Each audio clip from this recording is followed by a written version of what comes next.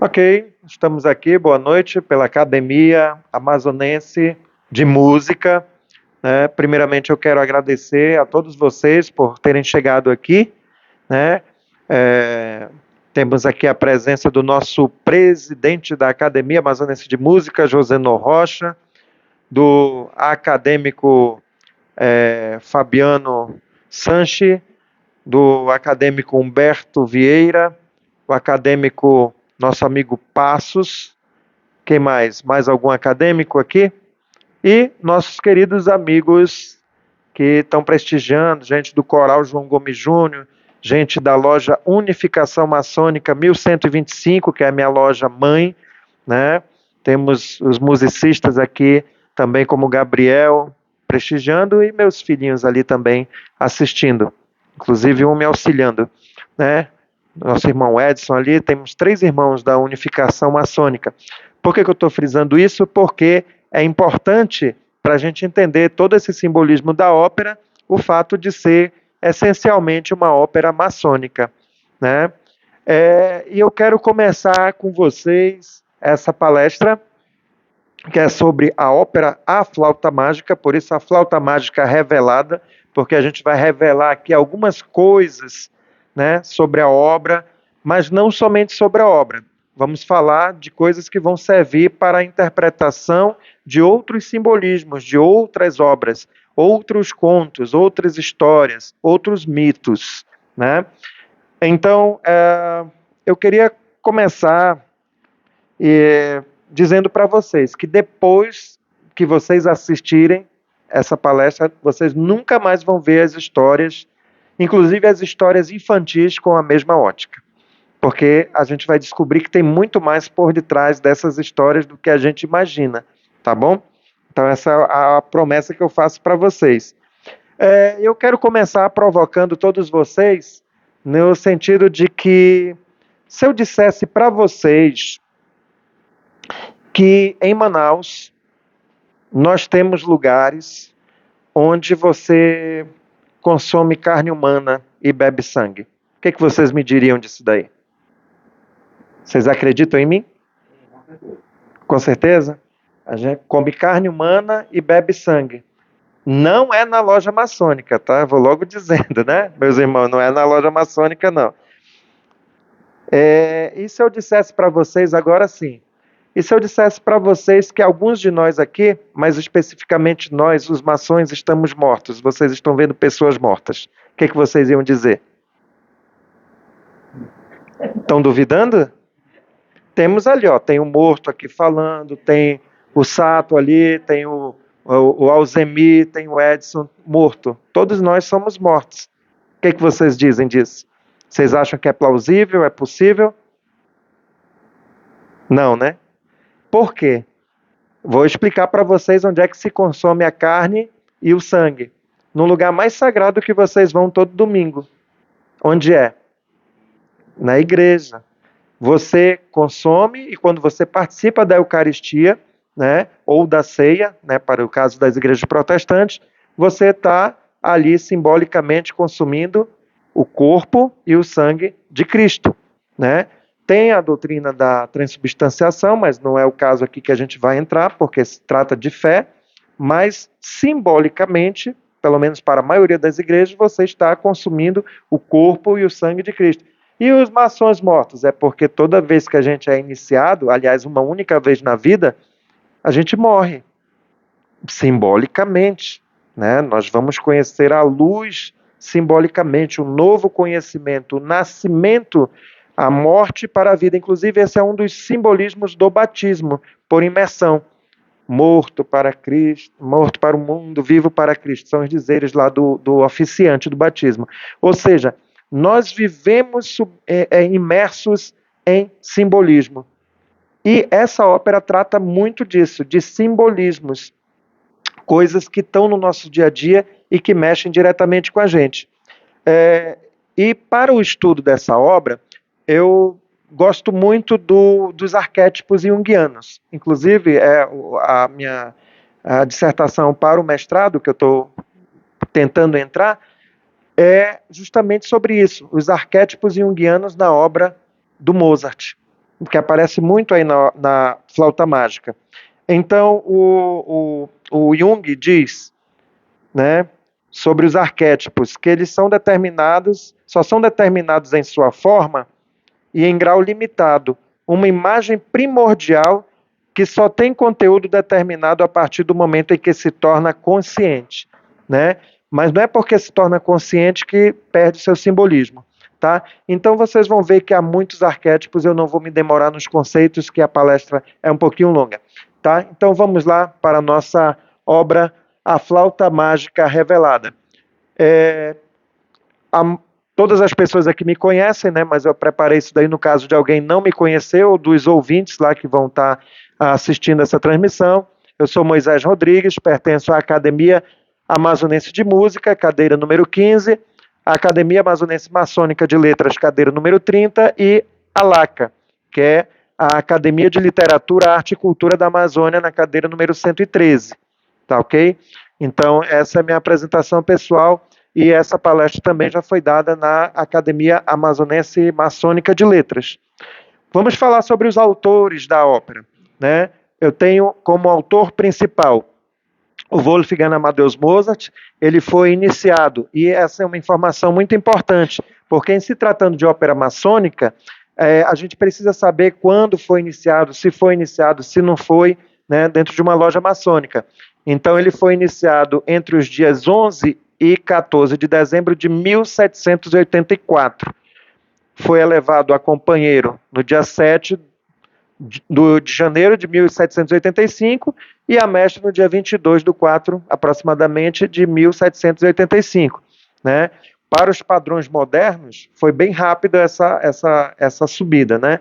Mas era assim que era feito na época.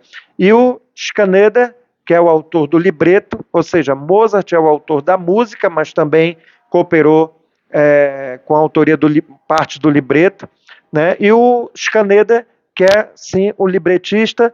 O único registro que tem dele é que ele era aprendiz maçom, mas ele foi expulso em 4/5 de 1789.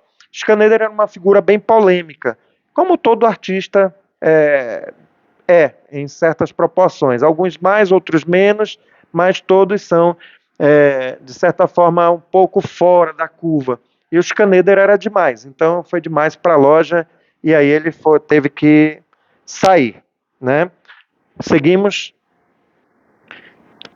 Os personagens da ópera. Tamino, príncipe do Oriente, que é uma voz de tenor. Voz de tenor é a voz mais aguda. A maioria das pessoas aqui está familiarizada com a classificação vocal, né? Mas para os nossos ouvintes e para os outros que vão assistir, o tenor é a voz mais aguda masculina. Pamina, né, que é filha da Rainha da Noite, que é um soprano lírico. Zarastro, que é um baixo, que é a voz mais grave masculina. A Rainha da Noite, soprano. Papageno, barítono, que é uma voz média masculina. Papagena, soprano. Monóstatos ou monostatos, que é um tenor. Orador é um baixo, que é a voz mais grave. Os dois sacerdotes, que é um tenor e um baixo. 3 rapazes, um sopranino e um alto. Sopranino é voz infantil, né? As crianças, antes da muda de voz, têm classificação vocal diferente, né? Então, geralmente é feito por 3 meninos mesmo, né? E as 3 damas, que são 2 sopranos e uma contralto, ou uma soprano, mezzo-soprano e uma contralto, tá ok? Esses são os nossos personagens da ópera Flauta Mágica. Aqui só uma ideia da extensão vocal, né, de como é feita a classificação por tessitura, né? No teclado de um piano, nós vemos que quanto mais para o grave, a voz do baixo, o barítono, o tenor, depois começam as vozes femininas, que é o contralto, meio soprano e soprano. Vocês vejam que em algumas regiões as vozes se cruzam, né? Estão ali alcançando a mesma textura. Diga, meu. Quem é soprano e quem é contralto, Moisés? Quem é soprano e quem é contralto? Soprano é a voz mais aguda feminina. São aquelas mulheres que têm um registro bem mais agudo. E contralto são aquelas mulheres que falam assim num registro mais grave, né? Que tem uma voz já quase parecida com a voz de homem. E no meio disso tudo está o meio soprano, que não é nem contralto nem soprano. Tá ok? Igualmente a classificação masculina. Bom, Começando as simbologias inseridas na ópera Flauta Mágica, a gente começa com a própria armadura de clave. A armadura de clave é aquele primeiro sinal lá, sinalizado pelo triângulo, que é posicionado 3 bemóis. Isso quer dizer que a música está em Mi bemol maior. Logo no início são dados acordes nessa tonalidade, tá? E a armadura de clave em si já denuncia, que é uma tonalidade maçônica. Os maçons fazem muita música em Mi bemol maior por causa daquela posição dos bemóis formando o triângulo, que é o nosso triponto. Todos os maçons assinam com o triponto, vocês vão notar. Mozart, nessa época ainda não tinha esse costume, né? Mas hoje você vê muito nas assinaturas. Tem um significado específico, tá ok? A ópera já começa com 5 acordes, que na Cabala vai envolver esse conhecimento, vai envolver a Cabala, que significa mistério e transformação, ou seja, ele já começa com simbolismo. E não se iludam, Mozart era um profundo estudante de tudo que havia na época de simbolismo, mistérios antigos. Na época, lá na Áustria, estava uma moda estudar sobre o Egito Antigo, né? Era uma coisa que fascinava. É por isso que Mozart e Scaneder escolheram para seus personagens algo que remetesse ao Egito, né? Porque suscitava curiosidade na época, né? E lotava os teatros. Então, esses 5 acordes já é mistério e transformação. E mais lá na frente, 3 sequências de 3 acordes, masculino, instrumento maçônico. Eram feitos pelos instrumentos que tocavam tipicamente nas lojas maçônicas, né? Os acordes lá da frente, do meio do interlúdio da abertura da ópera. E 3 sinais de 3. Quem é maçom sabe exatamente o que é isso, tá? Quem não é, saiba que é um sinal usado entre os maçons também na identificação, né, do grau que a pessoa pertence. Só não vou poder revelar aqui como é, tá bom? Mas são essas sequências, se eu revelar, os meus irmãos ali vão me denunciar. Tá bom? Então vamos começar com a história, né? E eu quero que vocês fiquem bem atentos para os personagens que vão aparecer. Nós vamos começar a explorar os personagens agora, tá ok? Então, no primeiro ato, Tamino, que é um príncipe vindo do Oriente, pode colocar aí as informações. A música começa na tonalidade maior e depois vai para a relativa menor. Ou seja, a música muda de caráter. Ela começa triunfante, começa gloriosa, e de repente, quando entra o príncipe, ela muda para uma tonalidade menor. Tá? A tonalidade menor na música ela é usada para, geralmente, representar tristeza, medo, terror. A música, as tonalidades maiores já têm outro caráter, mais festivo. A diferença sonora é exatamente isto aqui. Eu tenho uma tonalidade maior e depois vai para a relativa menor. Tá? Essa é a diferença nos acordes. Bom, seu nome significa consagrado a mim, pequeno senhor. Mim seria um deus antigo, mas essa daí carece de mais fontes confiáveis. Tá? Eu só trouxe as informações nesse consagrado a mim ou pequeno senhor. É um nome que foi colocado no personagem para já dando pistas do que vai acontecer mais na frente. Que é um príncipe que vem do Oriente. Na simbologia maçônica, o que vem do Oriente é sempre o novo, o raiar do dia, o conhecimento, tudo que começa no Oriente, tudo começa no Oriente, né? Então, é para onde sopram os ventos para os maçons. Está atravessando o reino da Rainha da Noite, ignorância, preconceito e erros. Vejam, ele começa a ópera atravessando já um reino da ignorância, das trevas e dos preconceitos. Isso tem um simbolismo muito grande, porque dentro da simbologia maçônica, são as 3 coisas que a gente tem que vencer: a ignorância, os preconceitos e os erros. Então, são 3 coisas que, na caminhada maçônica, na caminhada simbólica, a gente precisa vencer. Então, o príncipe é perseguido por uma grande serpente. Algumas montagens trazem dragão, né? E a serpente, volta só um pouquinho. Volta. Pronto, deixa sem essa informação. A serpente, ela, para quem assiste a ópera a primeira vez, nossa, começa a torcer para que o príncipe fuja da serpente, que ele consiga escapar, né? A serpente, ela assume outras simbologias aí, ela assume outro simbolismo. Pode colocar as informações. Isso. Símbolo sagrado, símbolo da medicina, sabedoria e conhecimento oculto. Olha só como a serpente, no nosso inconsciente coletivo, quando eu disse ele estava fugindo da serpente, ou quando a gente assiste a ópera, a gente torce para que ele realmente fuja da serpente. Só que a serpente tem uma outra simbologia. Quando você vai pesquisar sobre a simbologia da serpente nas civilizações antigas, você vai encontrá-la sempre como símbolo de sabedoria, de conhecimento. Se não, vamos pensar, o que tem no símbolo da medicina? Uma serpente entrelaçada num cálice. O que tem no símbolo da enfermagem? Uma serpente. O que tem no símbolo, o que mais? Tem vários da fisioterapia, tem no símbolo da administração, não. Tem outros que tem a serpente sempre entrelaçada, né? O caduceu, enfim, muitos segmentos de conhecimento usam a serpente como seu símbolo. Só que para nós, no nosso inconsciente, né, até pela nossa cultura, nós estamos acostumados com a arqueologia cristã, a interpretação que o cristianismo dá para a serpente, né, que é um símbolo do mal. A serpente teria tentado o homem e a mulher a comer do fruto proibido, do conhecimento do bem e do mal. Vamos começar que já está mal traduzido, porque a serpente ali, ela incita o homem a comer do fruto do que é bom e do que é ruim, o conhecimento do que é bom e do que é ruim.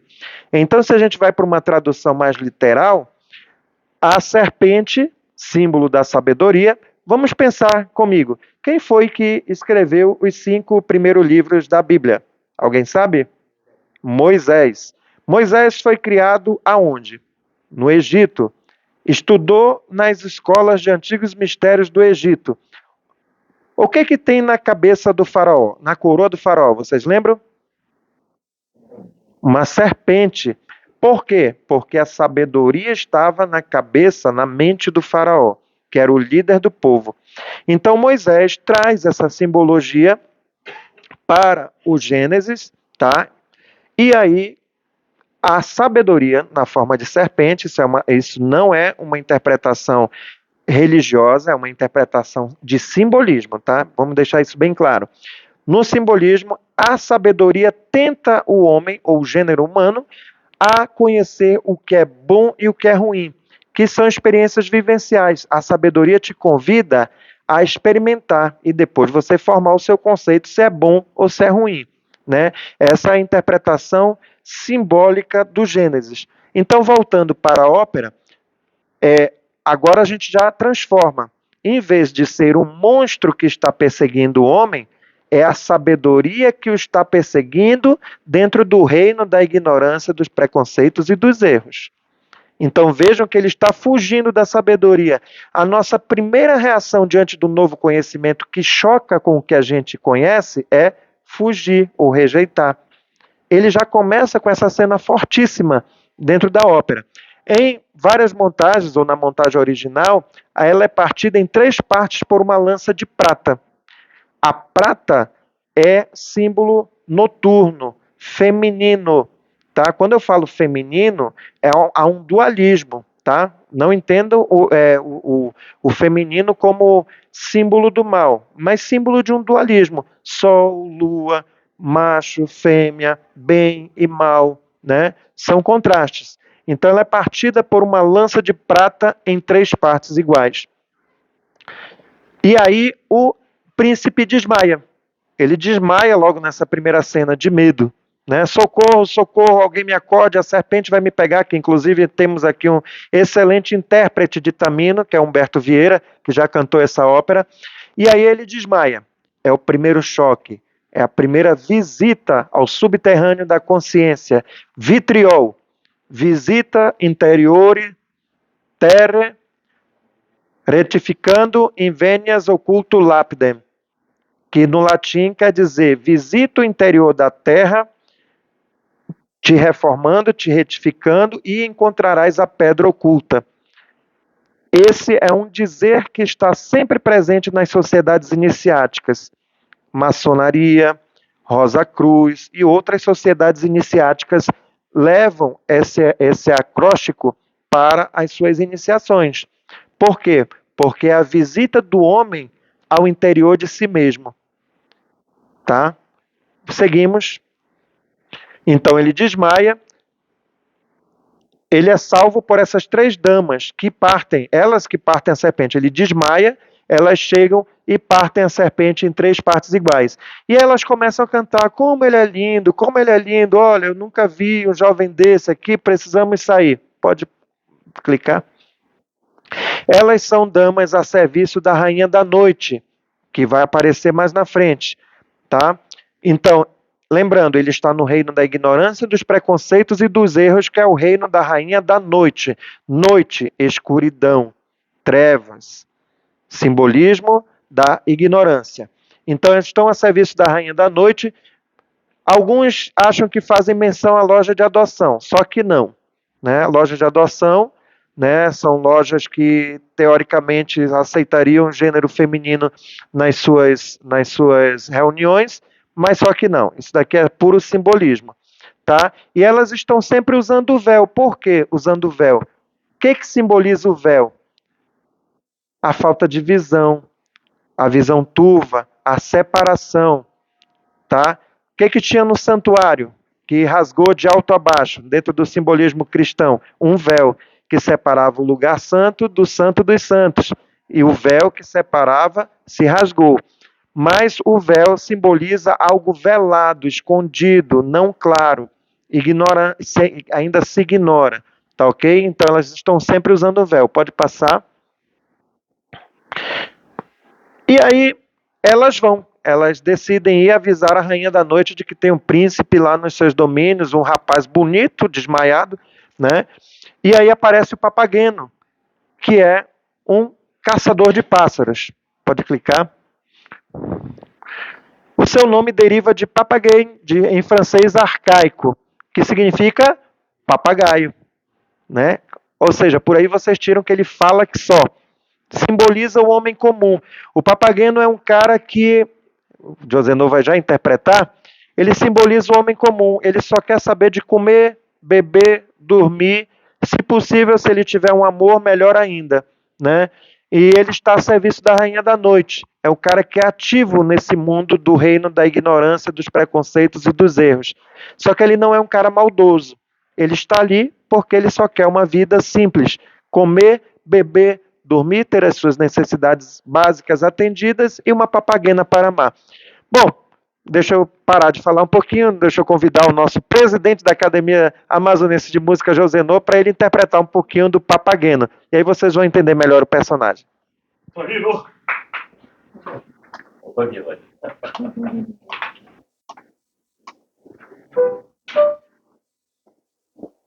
Vai cantar a primeira estrofe da primeira hora de Papageno. Pode ir pra frente.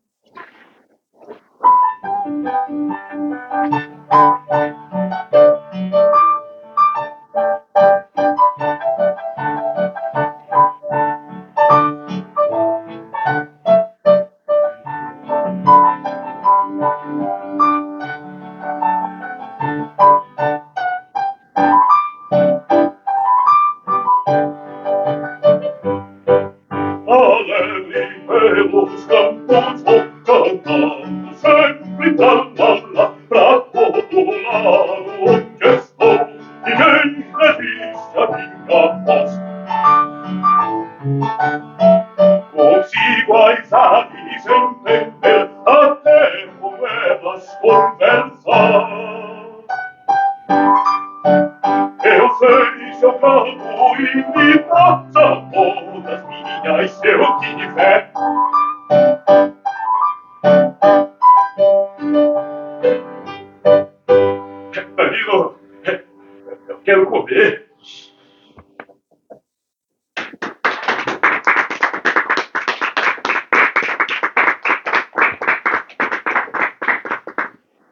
Então, o papageno, ele é um ser simples. Ele só quer caçar os pássaros e ele recebe o alimento da rainha da noite e entrega os pássaros. Tá? Simbolicamente, caçar pássaros é um retrato de si mesmo. Ele captura para deixar dentro da gaiola. Ou seja, ele está preso dentro de si mesmo. São simbolismos que você vai extraindo de dentro da ópera. Pode passar.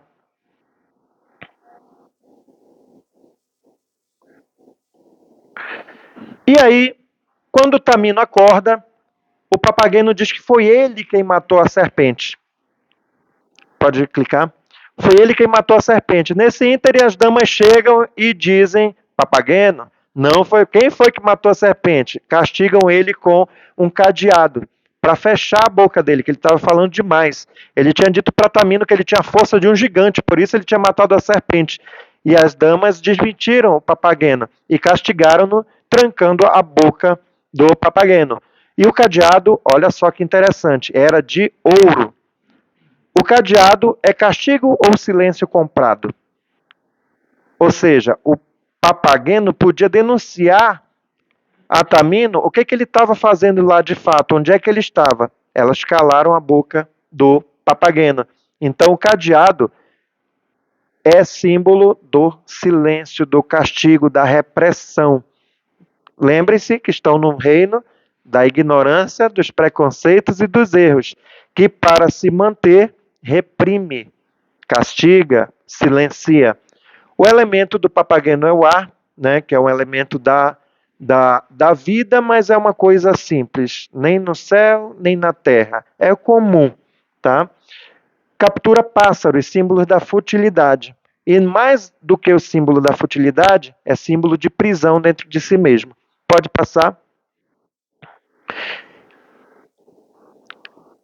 Aí, as damas dizem: olha, Tamino, existe uma princesa que está presa num castelo de um cara muito mau. E a mãe dela está muito aflita, que é a Rainha da Noite. Eu estou contando aqui, inclusive para quem não tem assistido a ópera, né?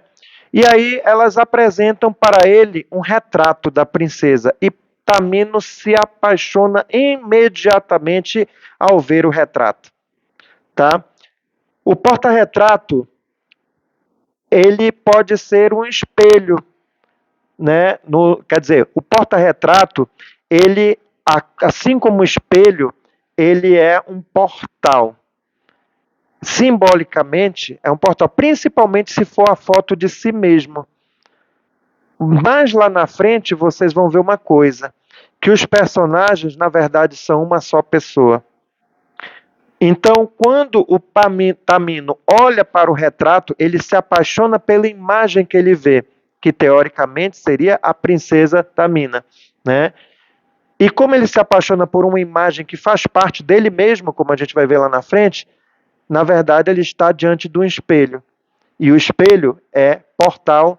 Se você vai para as artes mágicas, o espelho é um portal. A visão parcial do objeto de amor. O porta-retrato, ele não retrata geralmente a pessoa inteira. No caso da montagem da ópera, ele vê apenas o busto para cima, ou seja, é um retrato parcial do objeto de amor. A consciência é capturada antes do conhecimento completo. A princesa, e olha só uma informação para todos os contos de fada, as princesas presas em castelos são, na verdade, a consciência capturada e presa em algum lugar, que você ainda não sabe onde é. Por exemplo, de repente você sente um chamado para algum certo tipo de conhecimento e você não sabe por quê, mas você gosta de estudar sobre aquilo. A sua consciência já foi capturada há muito tempo, ela está presa em algum lugar e você está buscando aquele conhecimento.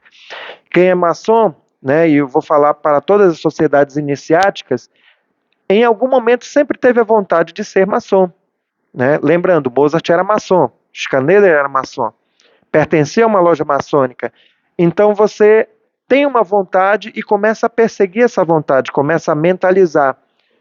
Quando você tem um sonho, você tem essa vontade e você começa a perseguir. Temos ortopedista, temos administradores, temos bancários, temos pessoas que trabalham com imóveis, cada um dentro do seu talento. Em algum momento teve a sua consciência capturada e apaixonou-se por algum tipo de conhecimento. É o que acontece com Tamino. Pode seguir. E de repente aparece a Rainha da Noite, a mãe da princesa capturada. Ela. Cadê damas?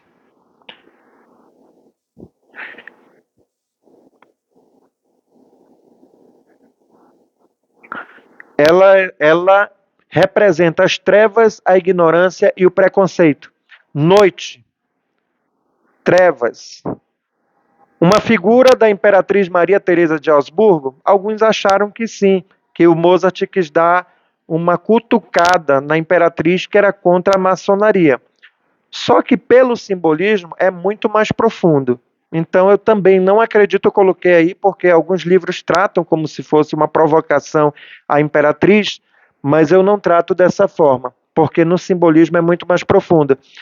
Símbolo feminino lunar, noite, lua, lua, prata, feminino, escuridão, ignorância. Lembrem-se que nessa época a gente estava numa sociedade também machista, tá? Então não se zanguem as mulheres aqui presentes por causa do simbolismo atribuído dentro da história, né?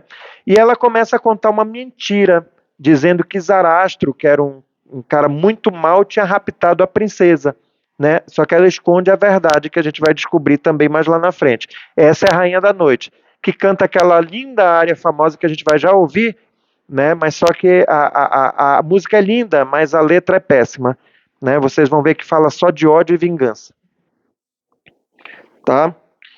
Então ela aparece, a Rainha da Noite aparece, e de forma dissimulada canta um drama como se fosse a pessoa boa da história. Até então, você torce pela Rainha da Noite. Você vê uma mãe chorando a captura da filha e você puxa a vida, que coisa, né? Você se condói com ela, tá? E aí começa a missão de busca. Então, o Tamino recebe uma flauta mágica que dá o nome à ópera, né? Que não era um instrumento usual, nem protagonista, né? O Mozart arriscou muito, e ele dizia que se essa ópera desse errado, tudo bem, porque ele nunca tinha escrito uma obra mágica. Eram palavras do Mozart. Então ele disse que se desse errado, tudo bem. Né? Que ele, como ele não era praticante da magia, ele nunca tinha escrito uma obra mágica. É um instrumento que requer sopro, ou seja, para produzir som, você tem que dar algo de dentro de si. É muito simbólico isso, porque existem instrumentos que você bate, existem instrumentos que você... Desculpa. Tá? Então são tipos diferentes de instrumento. É da parte do interior do homem. Todo flautista precisa do fôlego, né? Não só o flautista, mas quem toca instrumento de sopro precisa de fôlego, ou seja, de algo que vem do seu interior para produzir o som. E é usada para inspirar coragem nas provas e dificuldades. Tá ok? Segue. E aí o Papageno recebe um carrilhão mágico, que é tipo um negócio que você repercute lá, percute e ele toca, né? Não está aparecendo aí, né? É como se fosse uma caixinha de música, tá ali na mão dele.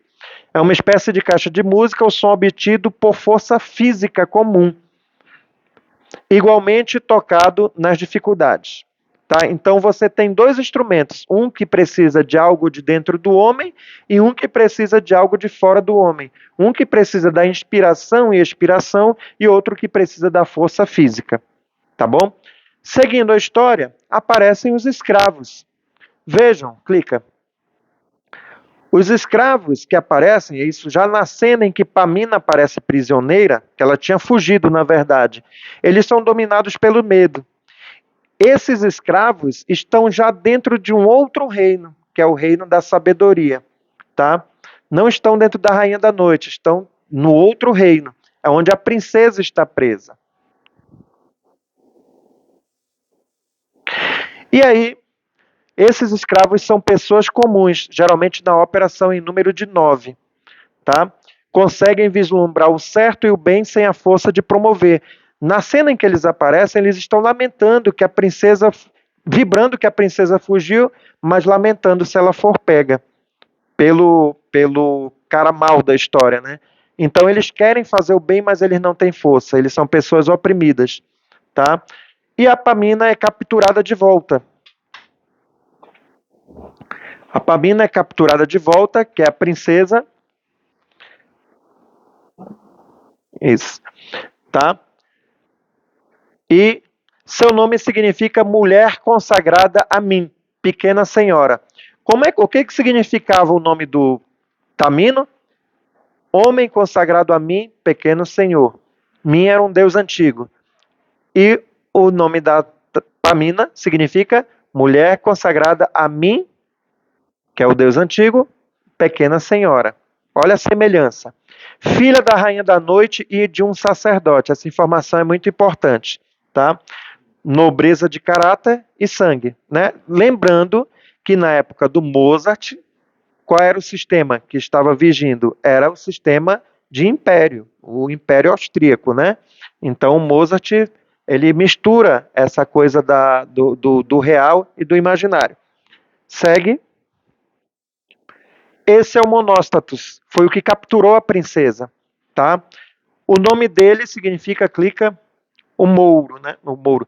O seu nome vem do grego e significa um estado, uma condição. Ou seja, ele não muda. Ele é aquilo e aquilo mesmo. É aquela pessoa que diz, é Gabriela, né? Eu cresci assim, eu nasci assim, né?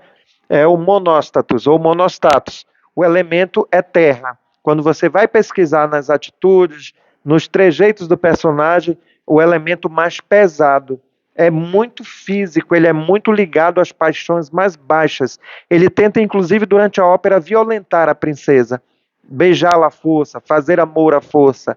Ele é um ser asqueroso dentro da ópera. Então as paixões dele são as mais baixas e uma falta total de caráter.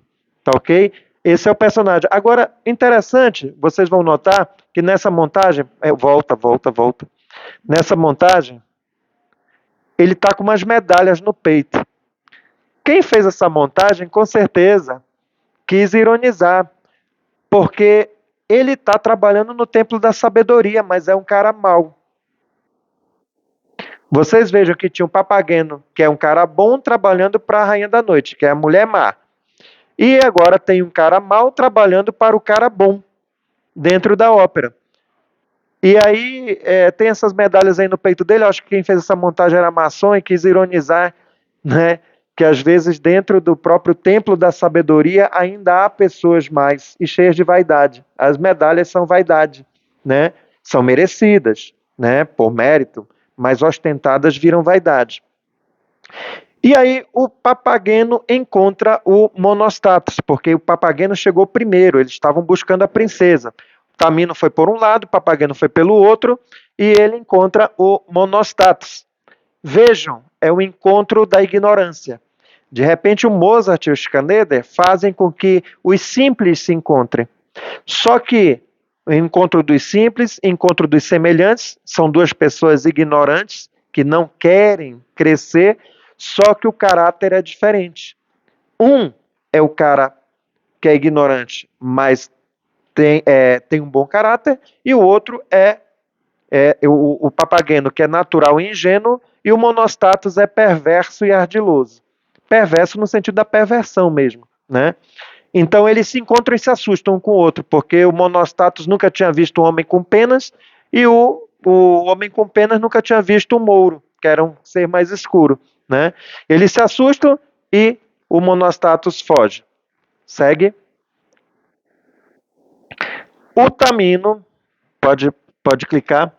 O Tamino, ele está por outro caminho e de repente aparecem os mensageiros, que são os três gênios. Eles sempre aparecem no alto, no ar, num balão, fazendo com que o personagem olhe para cima, busque uma inspiração de cima, tá?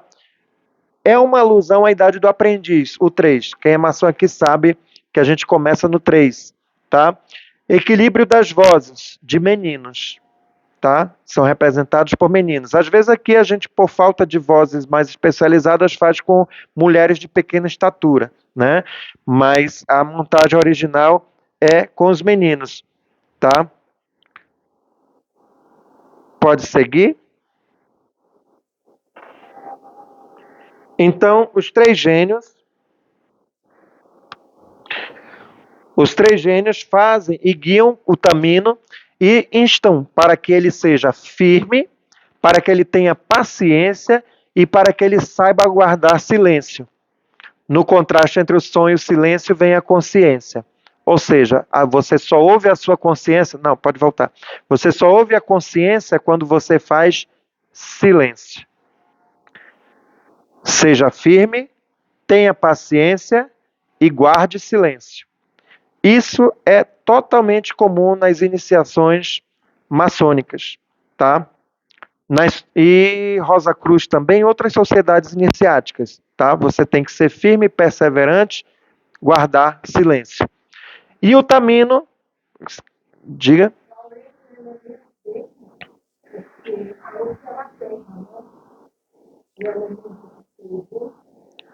Eu estou fazendo as comparações de elementos, mas com personagens específicos, tá? Então, o Tamino, diante das três portas, ele é guiado pelos gênios para as três portas. A porta da natureza, a porta da razão e a porta da sabedoria. Então, diante dessas três portas, aparece um sacerdote que fala com ele e que ele terá que guardar o silêncio, e o sacerdote coloca em dúvida as convicções que Tamino tinha adquirido no mundo da ignorância. Vejam, Tamino veio do mundo da ignorância e agora já está no reino da luz, e a primeira coisa para você transformar o seu conhecimento é duvidar, é questionar. Então, o Tamino veio convencido de que a princesa tinha sido raptada por um cara mau. E aparece um sacerdote diante dessas três portas e diz: olha, não é bem assim. Será que é bem assim? Toda vez que você vai reformular um conhecimento seu, você precisa primeiro colocar em dúvida. E é o que o sacerdote faz. Então, diante dessas três portas, volta um pouquinho, meu filho, por favor. Quando decide seguir o que é dever, somente o consegue na porta do meio. De novo, a integração entre o mundo físico e o mundo espiritual. Por quê? Porque a natureza, são os seus instintos. O instinto de sobrevivência, o instinto de matar ou morrer em situações extremas. Vários instintos que o ser humano tem e que são naturais. Por isso são da natureza. Aí o ser humano adquire sabedoria. Não pode matar. Tudo bem, é uma sabedoria. Não pode isso, não pode aquilo. Olha, se você fizer assim, vai por esse caminho. É a sabedoria, você vai adquirindo conhecimento. Mas como é que você equilibra as suas tendências naturais com o conhecimento que você adquire? Através da razão. E por isso, através da sabedoria, né? Porque você tem a natureza, você tem as razões que você adquire, mas para equilibrar os dois você precisa de sabedoria. E aí você entra na porta da sabedoria que surge esse sacerdote, tá ok? E começa a instruir Tamino. Os questionamentos são um ponto inicial para o esclarecimento. A dúvida é uma ferramenta de progresso. Como é que você anda? Você desequilibra o seu corpo, depois equilibra de novo. Como é que você constrói novos conhecimentos? Você consolida os conhecimentos anteriores, depois descobre algo novo que põe em dúvida o conhecimento anterior e depois faz novas constatações. Esse é um caminho natural de sabedoria. O que era tecnologia de ponta ontem já não é mais hoje. Celulares avançados de ontem já não são mais hoje. Conceitos de ontem já não são mais hoje. E esse é o progresso. A vingança e o ódio não entram, diz o sacerdote, porque o Tamino veio cheio de ódio e de vingança do reino da ignorância. Ele queria acabar com o captor da princesa. E a verdade ainda está oculta. Tá ok? Então,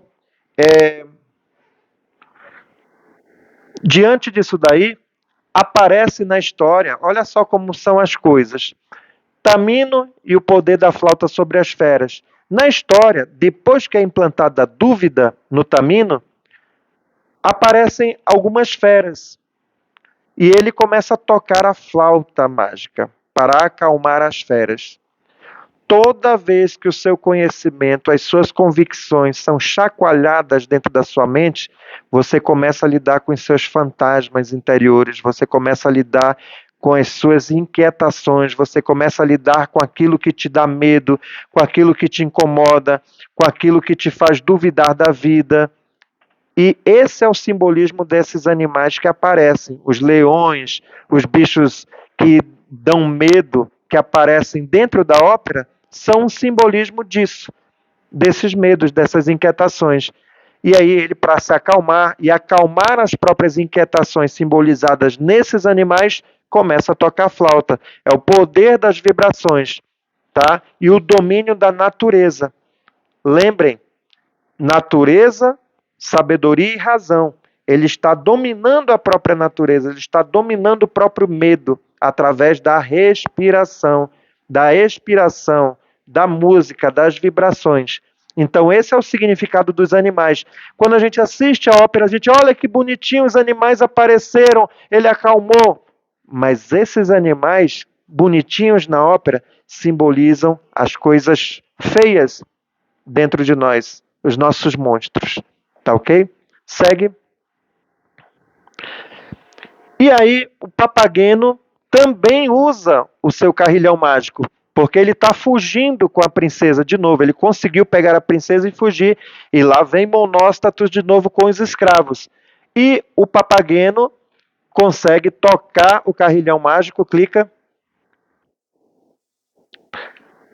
E aí você tem um som que encanta os humanos.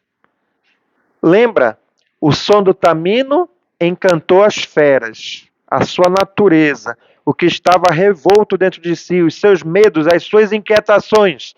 E aqui nós temos um som que acalma a maldade, o que é de ruim do ser humano. Vejam que é um paralelo. O que acontece com um, acontece com outro.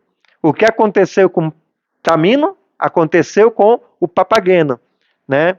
Então ele toca a caixinha mágica e os escravos vão embora, encantados. Eles ficam encantados com a música e desistem de capturar. Segue. E por fim aparece Zarastro. Viu que estava uma bagunça ali, aquilo ali? Apareceu o grande sacerdote de Ísis e Osíris. Zarastro, pode clicar.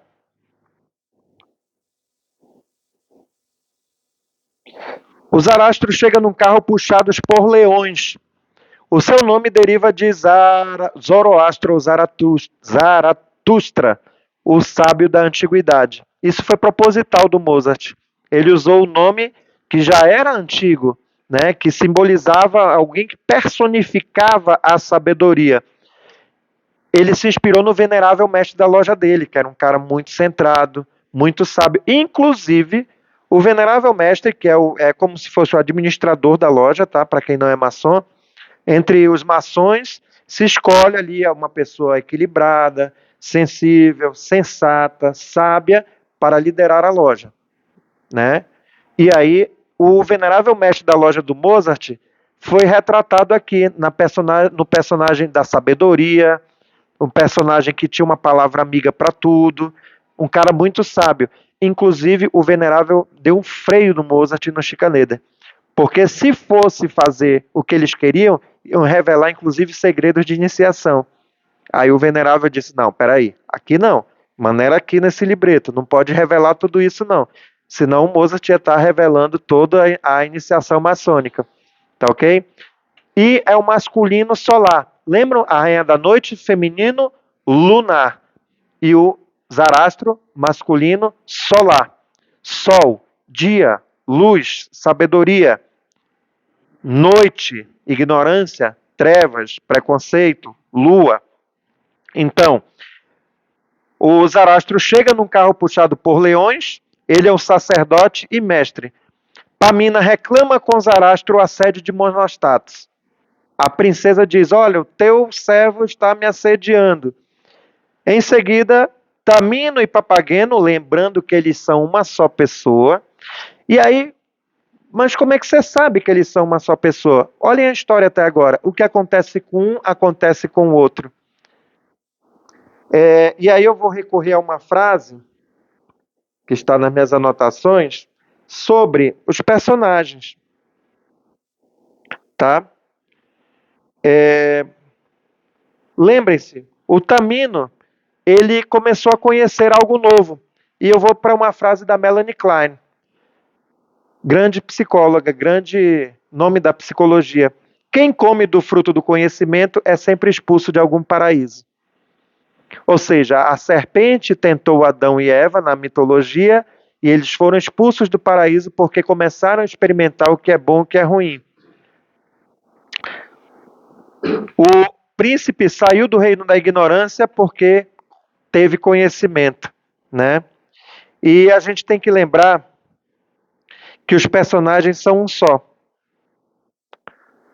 Então, ele explica a Pamina a natureza do seu cativeiro. Ele explica que ela foi tirada do reino da ignorância para que ela tivesse a luz, para que ela recebesse o amor, em outras palavras, né? Segue. Zarastro explica a Pamina a real situação, né? Segue. Que ela tem uma missão a cumprir. A captura dela não foi pela maldade, foi para que ela melhorasse, para que ela cumprisse a missão de vida dela. E o amor lhe é revelado, porque nesse momento chega o príncipe. É a primeira vez na história que o príncipe encontra a princesa dentro da ópera, né? Ou seja, vamos dar uma análise agora nos nossos personagens. Pode clicar, meu filho. O Monóstatos é castigado. Aquele que assediava, aquele que estava, ele pensava que ele ia receber uma recompensa. E ele vai, na verdade, vai receber 70 chibatadas. 70. O que é o 70 na simbologia numérica? É o número de perfeição. Vocês já viram 70 em algum lugar? Na Bíblia. Perdoa o irmão quanto? Meu senhor, eu vou perdoar meu irmão até 7 vezes? Não, você tem que perdoar até 70 vezes 7. 70 é símbolo de completude. Na verdade, o que ele queria dizer? Que é infinitamente você tem que perdoar. Então, no castigo, 70 chibatadas, ou seja, um castigo permanente por causa da maldade, né? E aí são as 70 chibatadas, começa a jornada do mal, porque o Monóstatos, ele sai do reino da luz e vai para o reino das trevas. E sempre revela o pior do ser humano, porque dentro do personagem dele, ele tentou assediar, ele tentou violentar, ele tentou chantagear, né? É um personagem realmente ruim na ópera. Segue. E aí todos louvam a virtude de Zarastro, a sabedoria, a justiça, porque ele castigou o mal e recompensou o bom. O coro que termina é da atitude de Zarastro, né? Eu vi que eu pulei algo importante, que era a área do Tamino, quando ele estava apaixonado. Quer cantar, Humberto? Eu vou fazer com Humberto a área do Tamino, tá? Quando ele se apaixona pela princesa, quando ele vê pela primeira vez a princesa. Tem que acender a luz, senão a gente vai perto.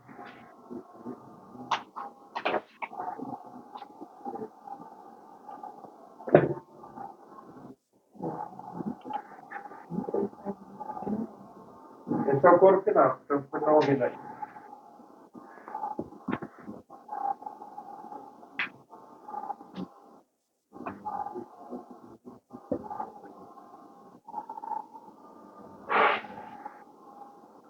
Então, quando o Tamino se apaixona por Pamina, ele canta isso.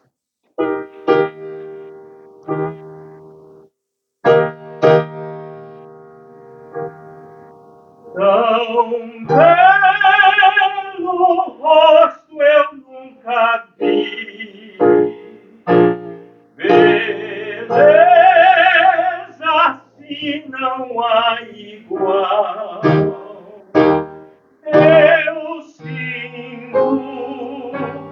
Eu sinto e o amor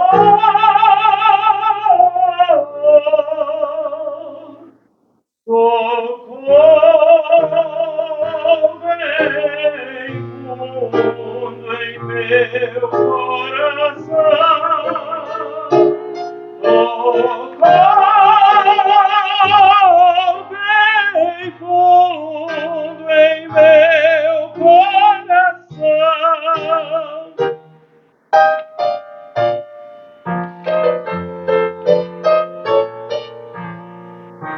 Que será este doce sentimento que invade todo o meu peito?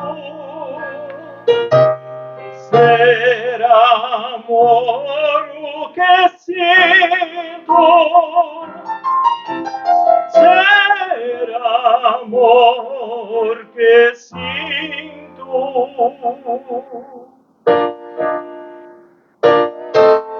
Amor só pode ser amor. Amor, amor, só pode ser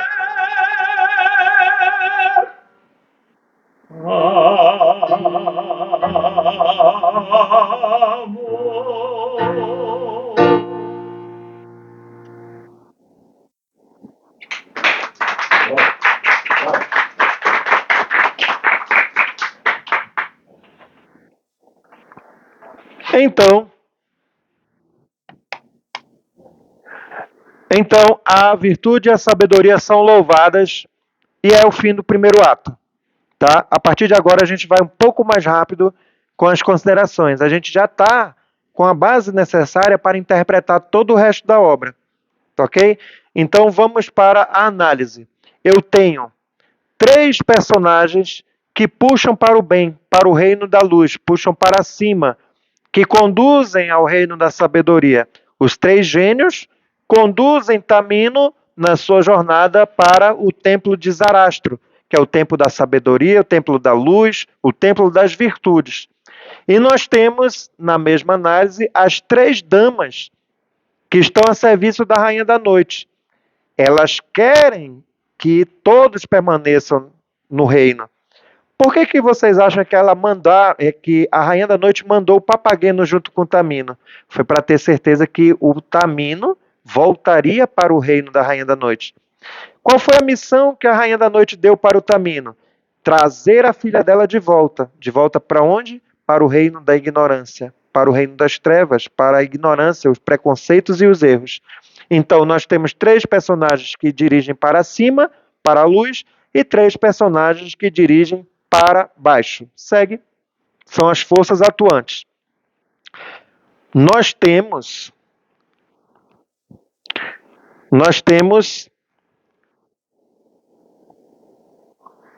Tamino, que é o personagem central, é o protagonista da nossa história.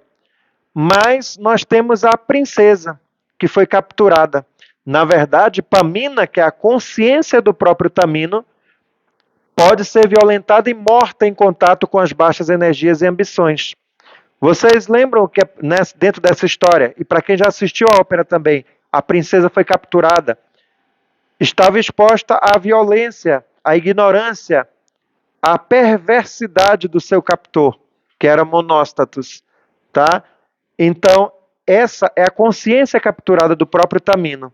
E nós temos também o Papageno, que é a parte mais física, mais grosseira, a parte mais simples, que pode ser levada a permanecer em uma vida sem progressos, sem perspectiva de melhoramento, por ceder apenas às paixões, mesmo que elas não sejam mais.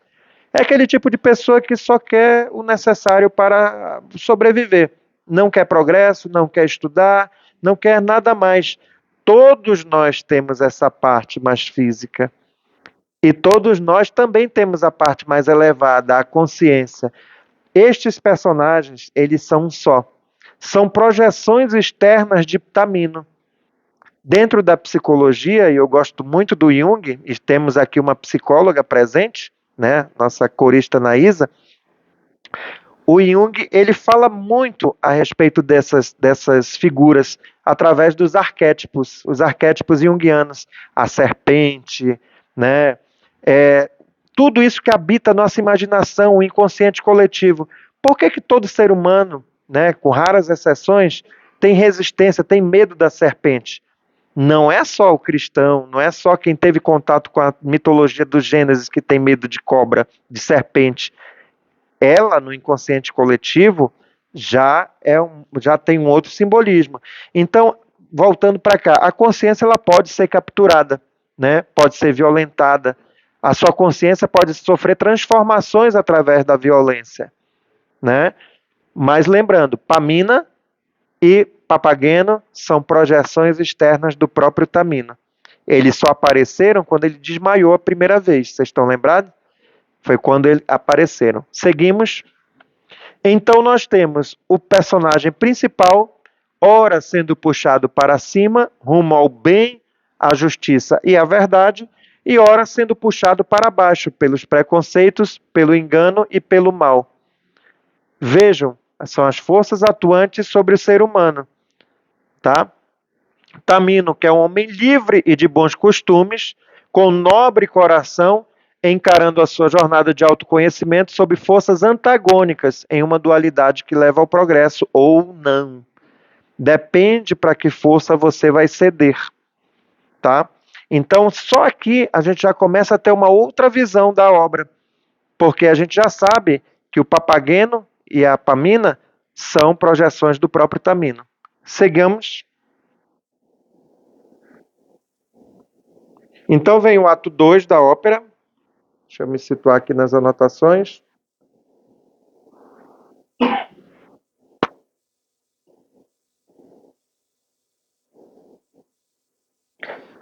No início do segundo ato, é um diálogo bem interessante do ponto de vista maçônico, pois guarda semelhança com o diálogo feito em loja a respeito do candidato que aguarda. Essa cena, ela começa com um ritual de iniciação, porque começa com a reunião dos sacerdotes do templo de Ísis e Osíris, deliberando acerca de admitir Tamino ou não aos seus mistérios. É muito maçônico isso. E você tem um paralelo com o ritual, só quem é maçom que vai ter esse ritual, por isso que eu coloquei, né? Um paralelo com o ritual da iniciação no rito moderno, do rito escocês antigo e aceito. Está aí a página para quem tiver o ritual. Sei que alguns aqui têm, né? Então, você tem um paralelo. As instruções ao candidato. O Tamino foi instruído antes, que ele passaria por provas. A reafirmação do perigo das provas, que são provas perigosas. Tamino seria exposto a provas perigosíssimas.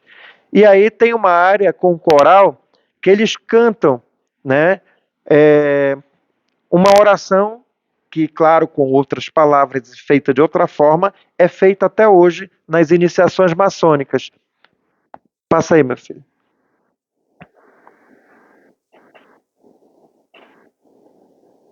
E a oração, ela diz assim: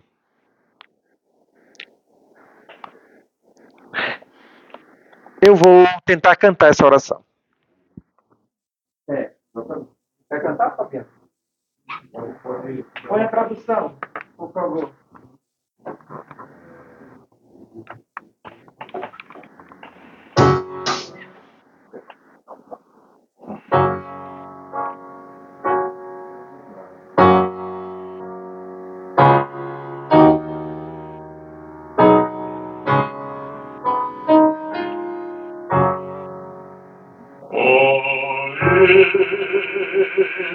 Is all sent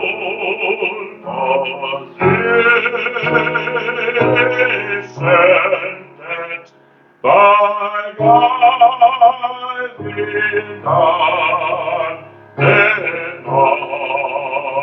I am God. In der Stand with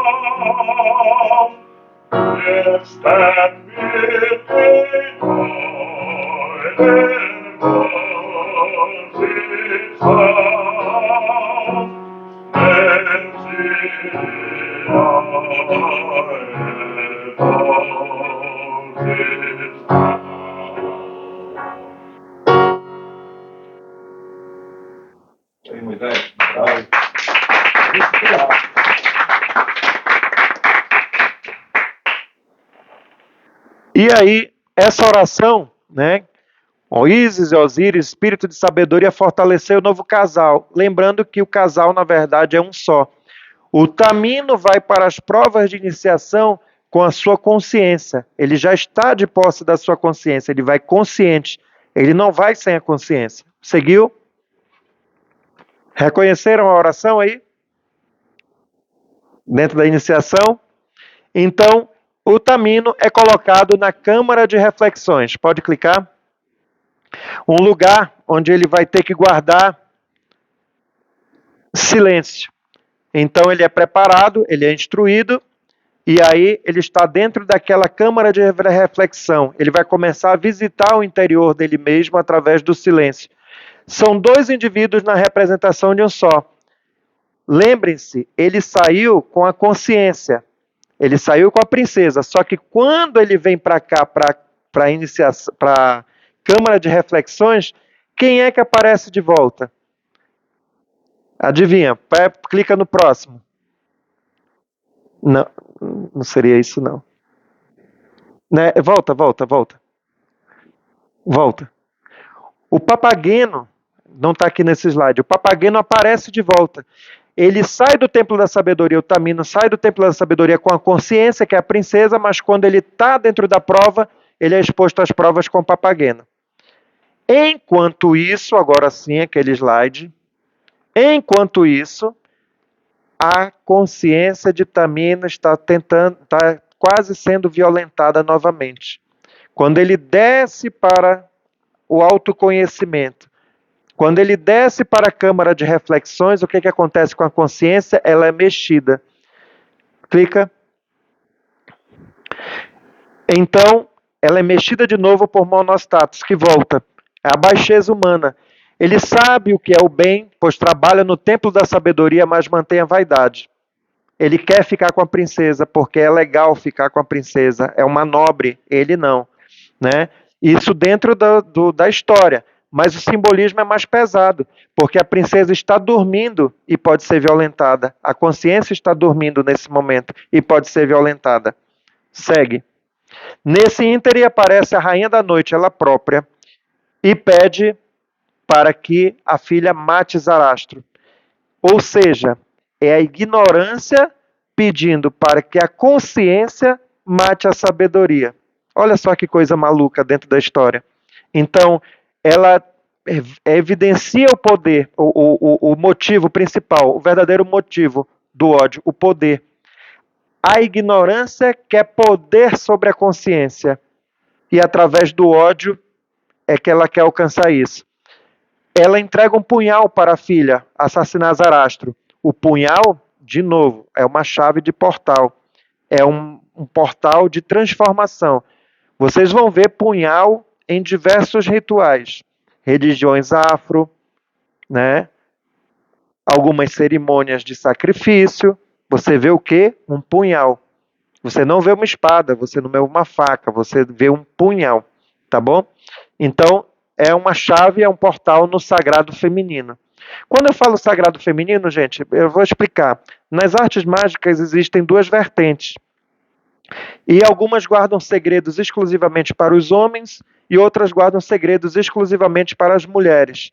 Esses conhecimentos não são compartilhados, a não ser que você chegue no alto nível, onde aí sim os dois se unem, tá? mas cada um tem as suas chaves, cada um tem os seus portais. E aí vai a área da Rainha da Noite, que infelizmente não temos sopranos aqui para cantar hoje, né? Mas que fala só de ódio. Vamos analisar a área da Rainha da Noite. Segue.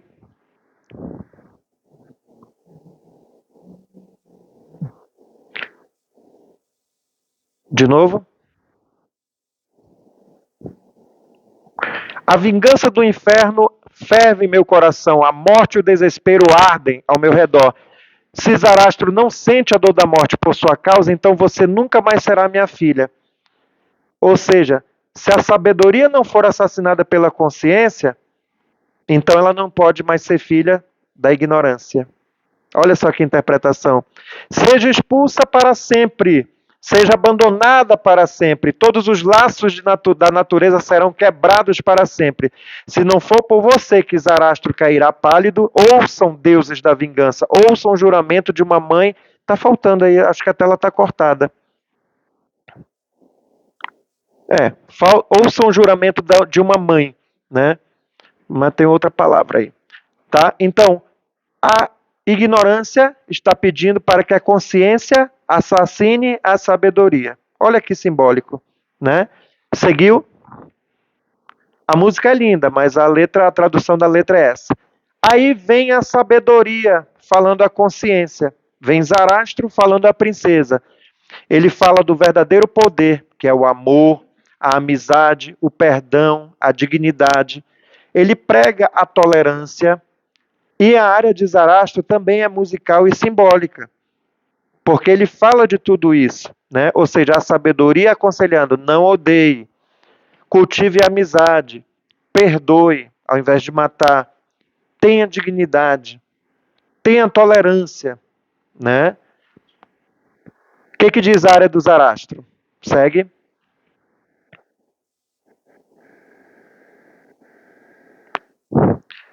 Nestes salões sagrados, ou seja, no templo da sabedoria, você não conhece a vingança. Eu traduzi ao pé da letra, tá, gente? Por isso que tá uma coisa. E um homem caiu. O amor o leva ao dever. Então ele caminha pela mão de um amigo, né? Na iniciação a gente caminha pela mão de um amigo porque a gente está cego.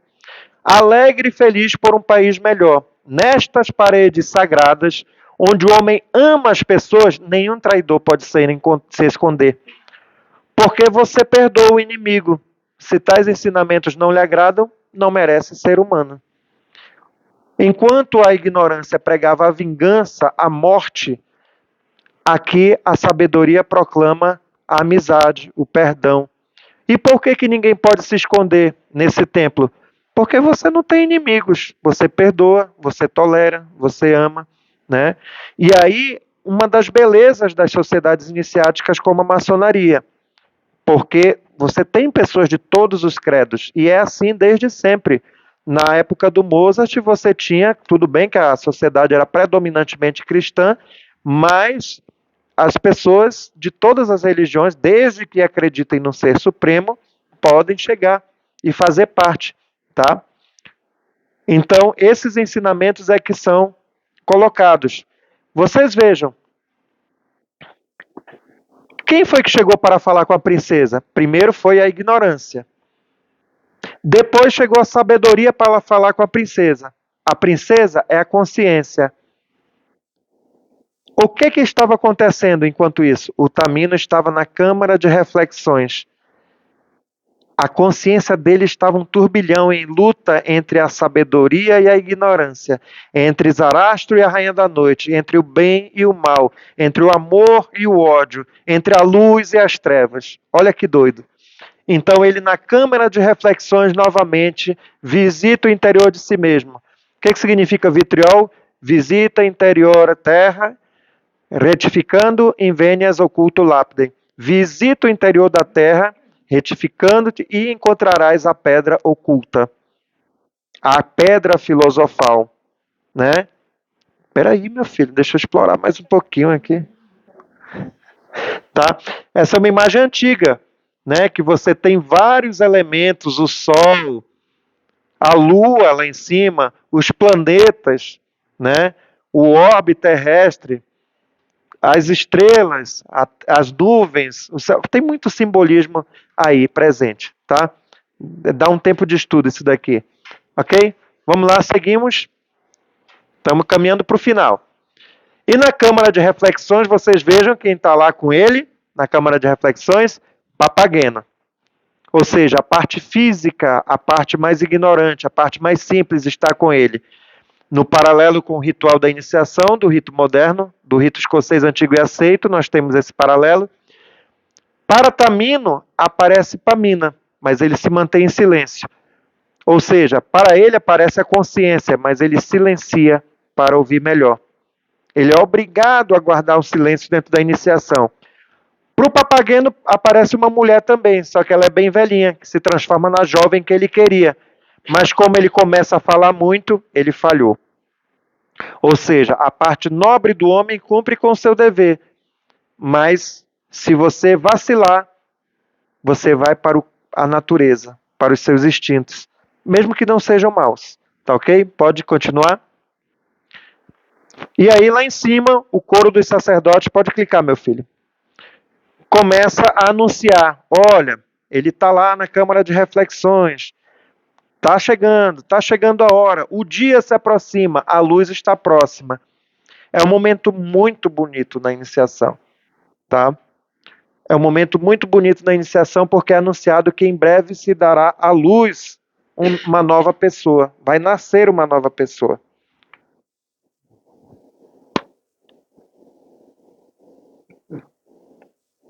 Então, sigamos. Novamente o Papageno é posto à prova. Ele é perdoado pela falta de silêncio, mas mais uma vez ele é experimentado e falha dentro da história. O que significa isso?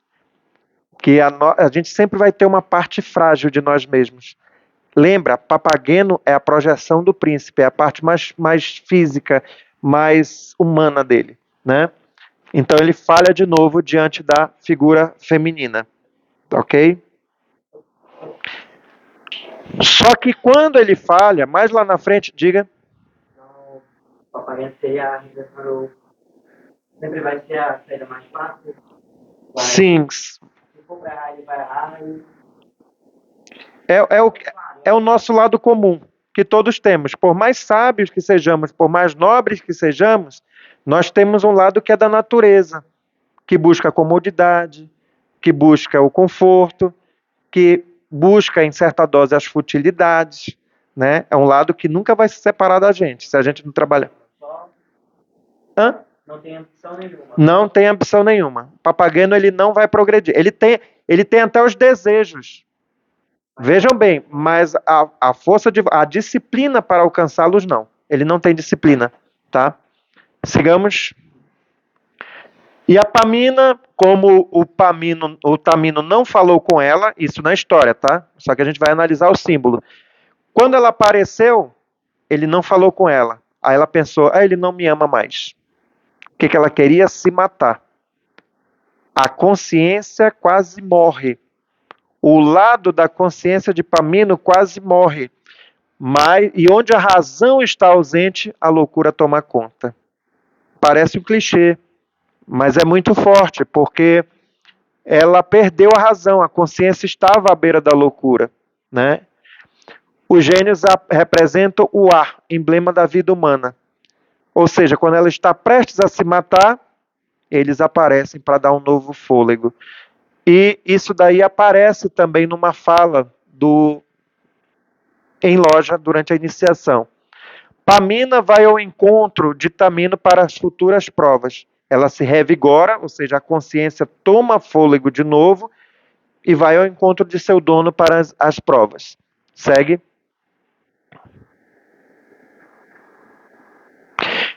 E aí iniciam as outras provas. Tem um dueto de homens de armas que para mim é uma das partes mais lindas da ópera. É um dueto de tenor e baixo que, por acaso, o Humberto e o Josenor foram os que fizeram na nossa edição em português e a edição original também no Festival Amazonas de Ópera, tá? Tem aspectos do dueto também que estão evidenciados dentro do ritual maçônico. Eles estavam eles estavam separados até aqui. A consciência estava separada do seu dono até aqui. A partir daqui eles não se separam mais, tá? Porque houve o quê? Uma visita ao interior de si mesmo, houve um autoconhecimento, houve uma descoberta. A consciência vai ser iluminada, ela vai alcançar sabedoria.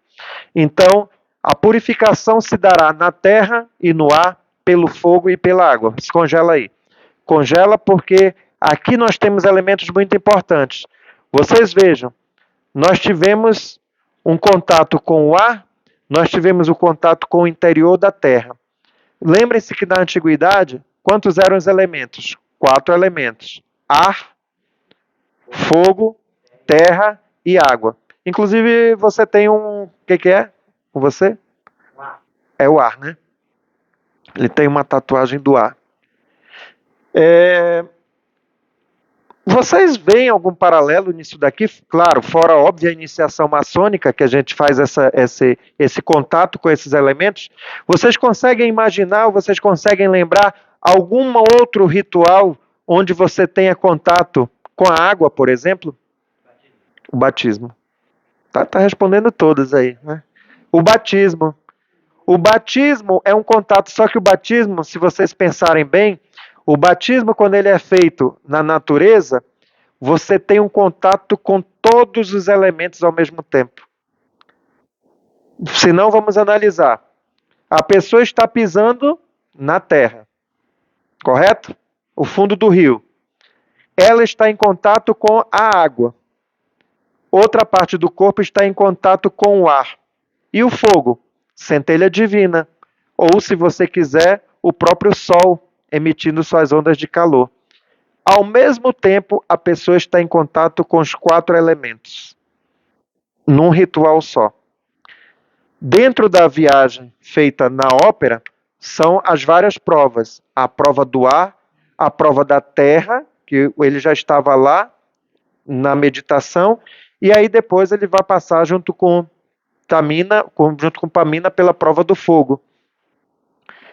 Já fiz os paralelos com os outros rituais, segue. Eles completam as viagens. São viagens que se faz através do fogo, da água, da terra e do ar. E segue. Já falei dos 4 elementos. Esses são os 4 elementos.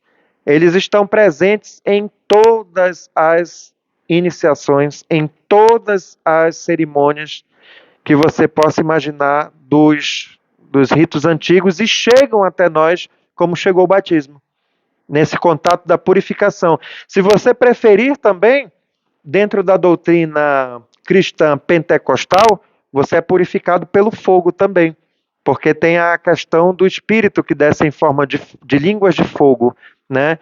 Vejam como a gente bebe de outras tradições sem a gente perceber, não é verdade?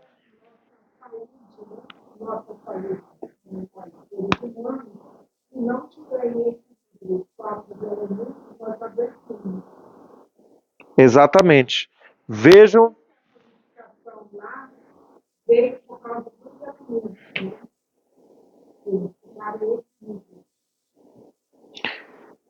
Isso aí. Então seguimos. E aí, o nobre casal sai vitorioso, lembrando que não é um casal, é um só, tá? São uma pessoa só. Aí são cantados elogios ao casal e glórias a Ísis e Osíris. Também tem paralelo com o ritual da iniciação, porque existem algumas falas que o Mozart retratou aí. Na iniciação é o único momento onde vamos da noite para o dia, onde pisamos no Oriente. Eles vão rumo ao Oriente, rumo ao Sol, rumo à luz. É quando você consolida o conhecimento, é quando você, em contato, saindo do reino das trevas, da ignorância, dos preconceitos, dos erros, dos vícios, caminha para o reino do bem, da luz, do dia, do sol, né? Não que a escuridão seja ruim em si, mas é que a escuridão é usada para esconder as nossas coisas de mal que nós temos, né? É usada para esconder tudo que a gente quer que seja escondido. Todos nós temos essa sombra, todos nós temos as nossas sombras, o nosso lado ruim, que a gente quer esconder. Todos nós temos resistência a um conhecimento novo. Todos nós, em contato com o conhecimento novo, desmaiamos simbolicamente, ficamos em dúvida, ficamos entre o bem e o mal. Às vezes você está entre fazer o bem e fazer o mal. E a sua consciência, assim como a princesa, ouve as duas vozes, a voz do mal, a voz do bem, e a sua consciência vai escolher o que vai fazer, né? Deixa eu ver que ainda tem mais anotações. Então, o tamino é chamado para progredir das trevas da ignorância para a luz do saber. Em terapia, somos primeiramente acolhidos e depois confrontados, sendo desafiados a mudar paradigmas, crenças limitantes e comportamentos. Ele começou acreditando que o bom era ruim e que o mal era bom, e depois ele inverteu os conceitos. Todos temos sombras, o lado com o qual lidamos, assim como o Papageno, dentro de sua fala, diz que jamais se separará de Tamino.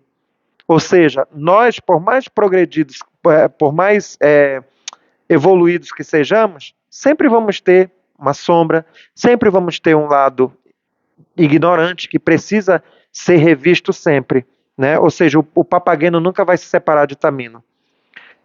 Mesmo teremos novos conhecimentos a adquirir.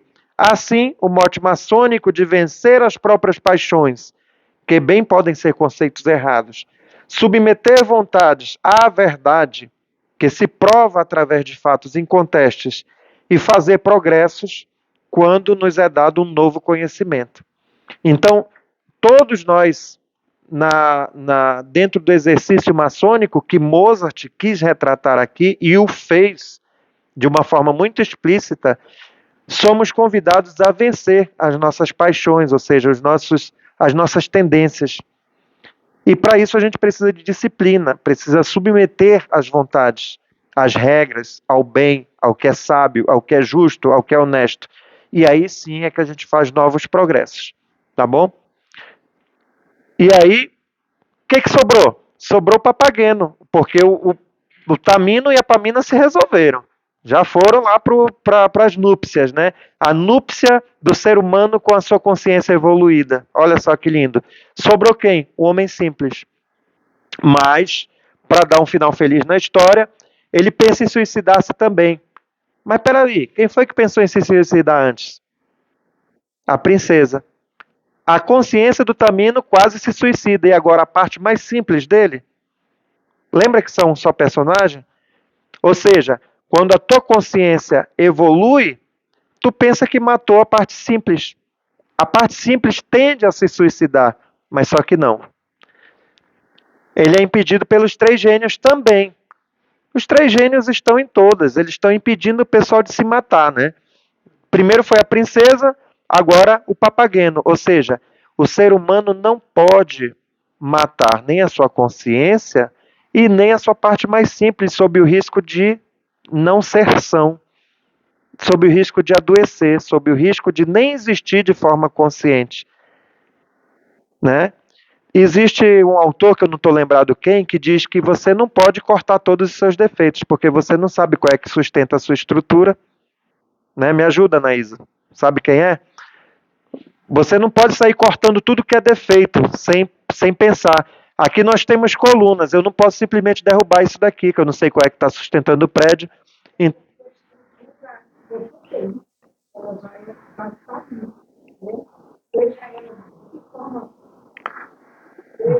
Isso. Então, mais do que o simbolismo, um final feliz para a ópera, né? Segue. Segue. Agora se estabelece uma aliança das intenções. Todos os personagens da maldade estão alinhados, né? O mal e as trevas saem derrotados pela simples aproximação do bem e da luz. Então ficam reunidos no final da ópera a Rainha da Noite, o Monostatos e as três damas. Eles tentam invadir o Templo da Sabedoria no final da ópera, mas eles são expulsos pela simples presença da luz. O que é mal não suporta a luz. Né? Segue. Segue. E aí, no final, volta Tamino e Pamina, são declarados iniciados, a música retorna à sua tonalidade maior, maçônica, que é aquela primeira que a gente viu, ou seja, um ciclo se fechou. Teve o início, meio e fim.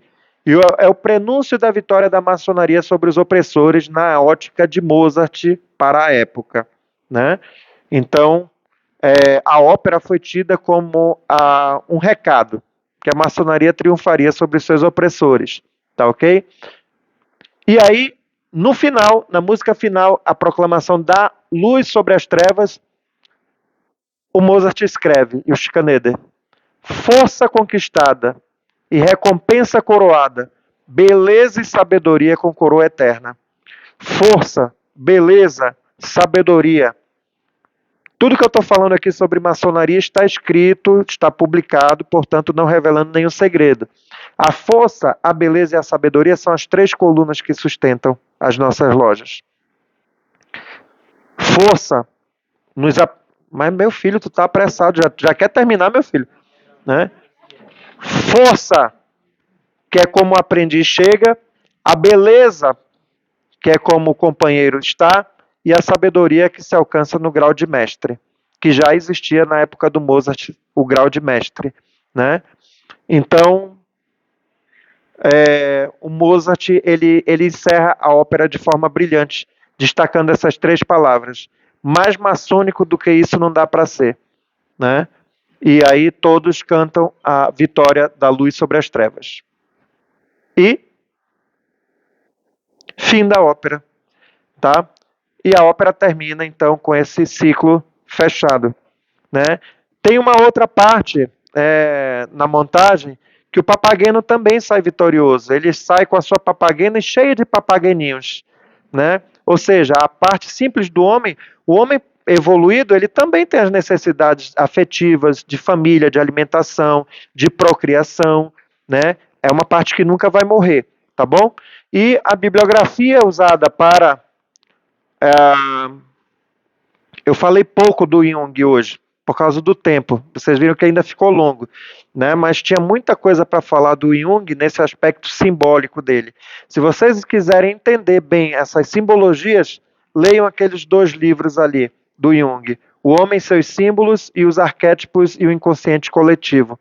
Ele vai falar muito sobre o que eu falei hoje, sobre essas figuras na mente do ser humano, né? Todos os outros são livros maçônicos, inclusive este daqui, nem sei se tem em português ainda, foi cedido pelo maestro Marcelo de Jesus para mim.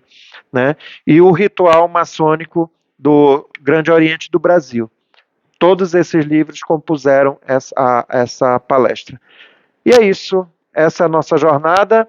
A Academia Amazonense de Música, né, na presença do seu presidente, agradece a todos os que chegaram nesse compartilhamento. Eu não sei se tá muito tarde, assim, se vocês tiverem alguma pergunta que eu puder e souber responder, eu vou ter o maior prazer. Senão a gente pode encerrar. Foi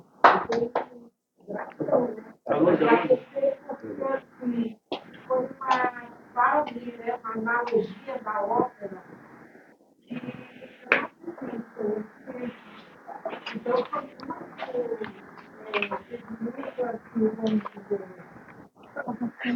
foi muito válido a analogia, né, que foi feita a ópera com a realidade do ser humano, com o consciente, com o inconsciente, com a pulsão de morte, a pulsão de vida, tudo isso foi colocado, os elementos, né, de sobrevivência da terra, da água, terra, água, ar e fogo. Então, assim, foi muito rico.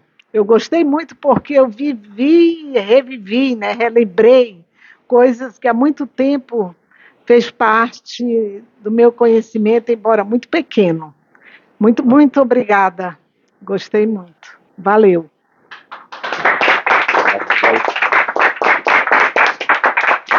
Eu agradeço aqui o maestro Moisés Rodrigues pela a grande aula que ele nos proporcionou aqui com a flauta mágica, que eu já cantei essa peça nós fizemos em 2002, né? Acho que mais de 3 vezes, que eu acho que nós fizemos mais 8 vezes por aí essa ópera. Inclusive, nós fizemos juntos em 2004, né? 2002, né? 2002, 2001, 2000, 2004, 2000 e várias vezes. Então, assim, para nós a gente sempre é um aprendizado maior, né? E agradeço ao Moisés. Na próxima segunda-feira nós vamos ter aqui um recital meu também com Moisés. A gente vai cantar. Eu estou indo para a Itália dia 10, vou fazer 2 concertos em Perúdia e Roma. E a gente está fazendo um concerto aqui até para arrecadar fundos para minha viagem, que eu tenho que pagar lá o espaço em Roma, né? Que tudo a gente vai, todo canto que a gente vai, tudo é pago, né? Paga-se o local, paga-se o pianista, paga-se o piano.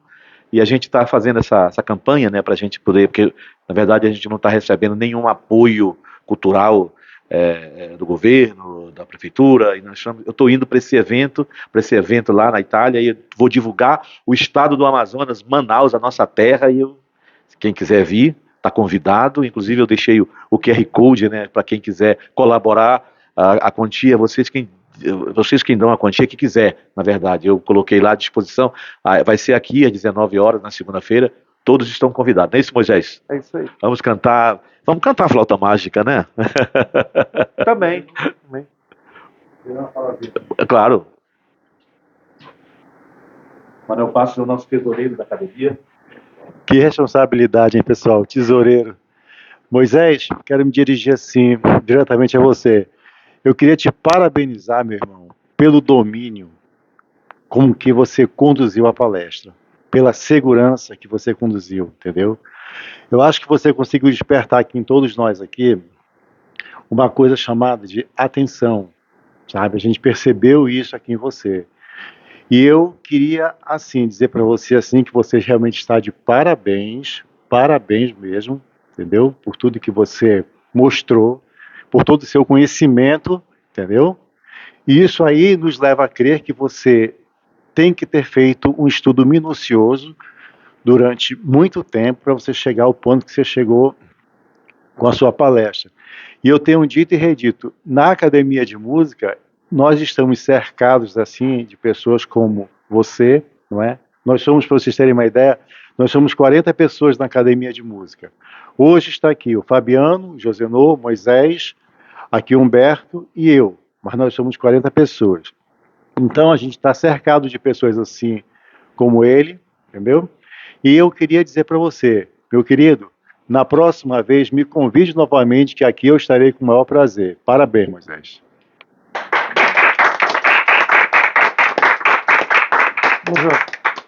Então, muito obrigado, pessoal. Uma excelente noite para todos. E quem quiser fazer perguntas depois via WhatsApp, pode, tá? Eu vou estar aberto. Nosso cameraman. Nosso cameraman, muito obrigado. Registrou tudo aí.